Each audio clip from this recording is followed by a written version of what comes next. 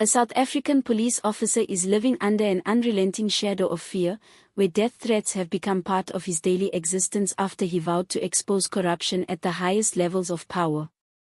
Anonymous warnings flood his phone, unfamiliar figures linger near his home, and every routine moment carries an undertone of danger. This is not fiction or a crime drama, but the reality of Mkhwanazi, a man preparing to reveal information that could dismantle corruption networks that have operated unchecked for decades. His situation captures the perilous world of whistleblowing in a country where speaking truth to power can cost not only a career, but one's life. Mkhwanazi's story forces a haunting question: if you possess concrete evidence of massive corruption, evidence capable of bringing down influential figures while simultaneously placing a target on your back, would you come forward?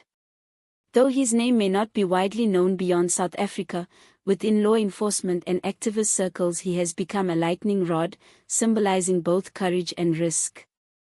A career police officer with more than 15 years of service, Mkhwanazi earned a reputation as someone who followed procedure meticulously and refused to turn a blind eye when colleagues bent rules or pocketed bribes. That integrity earned him respect in some quarters and deep hostility in others. Over years of service, he observed that corruption was not limited to isolated incidents or a few bad actors, it was systemic, stretching from street-level shakedowns to multi-million rand procurement contracts. While many officers adapted to survive within this environment, Mkhwanazi chose a different path, carefully documenting irregularities and filing internal reports that mysteriously went nowhere. Promotions were awarded to officers who should have faced investigations, while those raising alarms were ignored or sidelined. Frustration accumulated until it hardened into resolve, and he decided his evidence would no longer be buried. It would be made public, detailed, and impossible to ignore. That decisive moment came during a community meeting in late October, originally intended to discuss police accountability and public safety. Standing before community leaders, activists, and local media, Mkhwanazi delivered a statement that sent shockwaves through the room, declaring that he possessed documented evidence of corruption involving senior police officials, government contractors, and politically connected individuals systematically looting resources meant for public safety. Though he initially withheld names, he promised they would be revealed, describing patterns of fraudulent tenders, missing evidence in high-profile cases, and investigations deliberately sabotaged from within.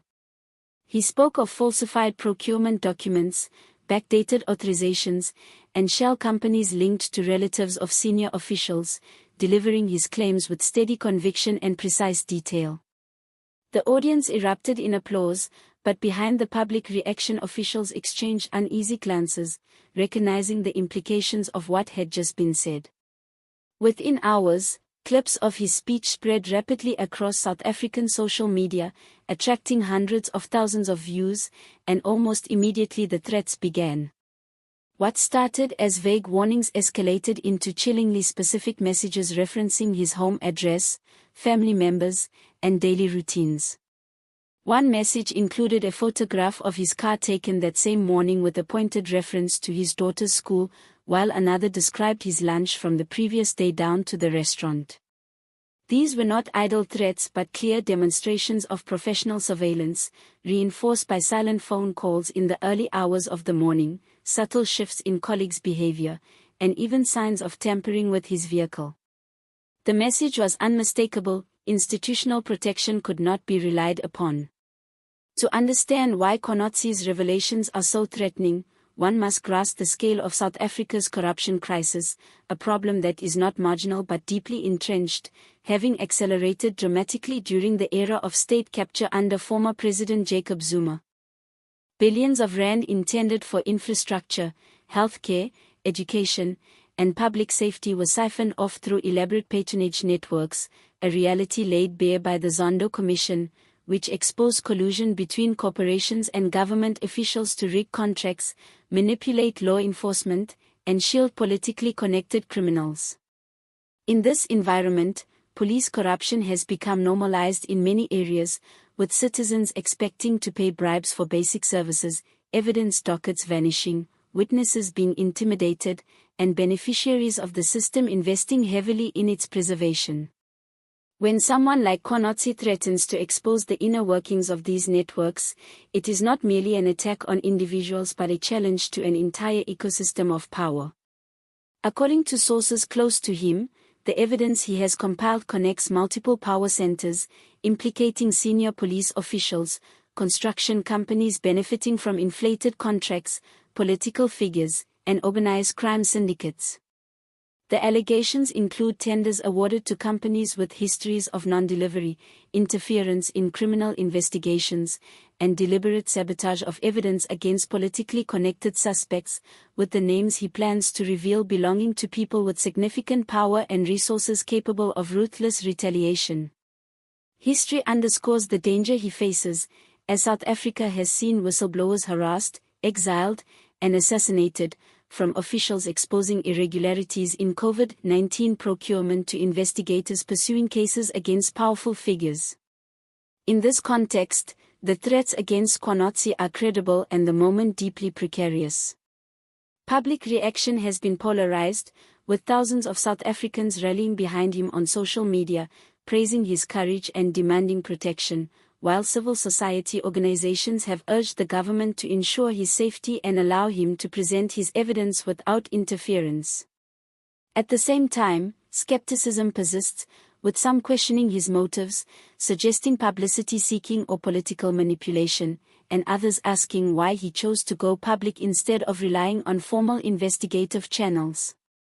The reality, however, is that the legal framework meant to protect whistleblowers, including the Protected Disclosures Act, offers largely theoretical safeguards, as enforcement is weak, reporting channels are often compromised or unresponsive, and legal recourse is slow, costly, and rarely accompanied by meaningful physical protection. South Africa's witness protection program remains underfunded and unreliable, leaving individuals like Mkhwanazi exposed to a system that functions as an organized network with its own hierarchy, economy, and mechanisms of self-preservation. While street-level bribes are visible and relatively minor, the most damaging corruption occurs through procurement fraud and manipulation of investigations, where contracts are rigged to favor connected suppliers, kickbacks are laundered through intermediaries, evidence is tampered with, and politically protected individuals are shielded from prosecution. Mkhwanazi's aim is not merely to expose a few corrupt actors but to lay bare the system that enables these crimes to thrive. The response from political and institutional figures has been telling, marked by caution rather than outright dismissal, with vague statements emphasizing investigations through proper channels and an unusual silence from others. Analysts have noted unusual activity within parliamentary corridors, suggesting anxiety about what Mkhwanazi knows and who may be implicated, as his evidence reportedly includes internal documents showing manipulated procurement processes, emails detailing tender rigging, payment records tracing suspicious money flows, testimonies from officers afraid to speak publicly, records of sabotage criminal investigations, and communications linking senior officials to corrupt activities. Although this material has not yet been publicly released, his credibility and professional track record lend weight to the threat it poses. To survive, Mkhwanazi has adopted extensive precautions, varying his routines, securing his home, distributing his evidence among trusted individuals under a dead man's switch arrangement, and maintaining public visibility to deter covert attacks, while drawing support from activists and international organizations. Even so, no precaution can fully eliminate the risk, and the psychological toll of constant fear, surveillance, and betrayal is immense. International media attention has amplified the stakes, increasing scrutiny and potential diplomatic pressure, which may make harm to him more costly, yet simultaneously raising the pressure on those implicated.